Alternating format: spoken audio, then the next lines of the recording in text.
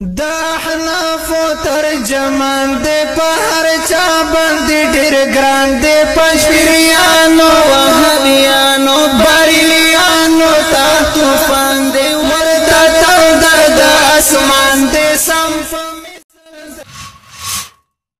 د دې نظم فرمایش کوونکي ورونه دي لکه هر یو مفتی اکبر علي حقانی صاحب او مفتی فیض الحسین حقانی صاحب مفتی طیب الرحمن صاحب او مفتی غلام حسن مولوی صاحب مولانا عبد او بل ګران ورور فرهاد الله صاحب او خالد مومن صاحب اواز دا قاری فیاض الدین فدایی صاحب قبول کړه چې مولا تعالی مولا حیات الله چې ستا کوم ستا تایید کی ته دې درولې دا کارته هغه خلک را سره حاضر کا زد سره ولاړ زما د بشر تر سره ومنه مولا تعالی یا مولا حیات الله ور سره دار سره راوله کاغه ناراضي خط دې درکې چې کدی مات سول بس دستا مات دې مات اچھا مرا سره کوئی کوشنی وای دا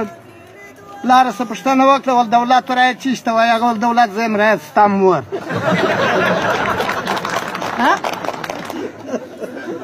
موږ ته د یو عاجزۍ په سترګه مه ګورئ موږ هم ولس یو موږ هم خلک یو د دغه وطن یو حصه یو مفتی صاحبه د جادوګرو مستدرمي و مفتی صاحبه د جادوګرو په هغه کتابو به دلایل وایي چې کوم کتابونه 200 کاله مخکې لیکل سوي دي 200 کاله وروسته کتابونه به شاته یوړو دا شرط هم را سره ومنه چې 200 کاله مخکې کتابو باندې به دلایل وایو میدان ته به راوړو راسه میدان ته چیرې ټاکې ستا ګرده شکل وکړو بله خبره ده دا کړې ده چې زه به موضوع به مناظرې دا وي چې زه به دا ثابتوم چې دی بریلوی دي یا سیفی دي ستا لخوا د هغه موضوع د مناظرې زما لخوا به مناظرې موضوع دا وي چې زه به دا ثابتوم چې ته پنجپرۍ معتزلي او خوارج یې تاسې بعضې معتزله یاست بعضې خوارج یاست موضوع به زما لخوا څه دا وي زه به دا ثابتوم چې شیراني و آیت الله لدارخان عرفي شیراني مفتی سهیل شیراني او تا او ستا متبعین ستا مؤیدین که آیت الله دي که نور دي زه به دا ثابتوم چې تاسې بعضې خوارج یاست بعضې معتزله یاست د جهاد او د مذهب دشمنان یاست تی زما سیفیت او بریلویت ثابت کړي تا ته اوس دا وایم چې مفتي قدرتلام سره ملګري که پرون دې ما خبرې واورېدې د کندهار د رادیو مولا عنایت الله سره ملګري که هلته هغه حکمت الله راهب دي هغه سره ملګري که چې هر څه خلک دي چې د سهیل شیراني ملګري دي که مفتي قدرتله ته یې که بل څوک یاست په سر کې مې وریښ یاست ارمان مه سره پرېږدئ ټول سره رايځئ سئ میدان ومفتی صاحبه د جادوګرو مستدرومي کلک دلایلو باندې ورکړه جوابونه ومفتی صاحبه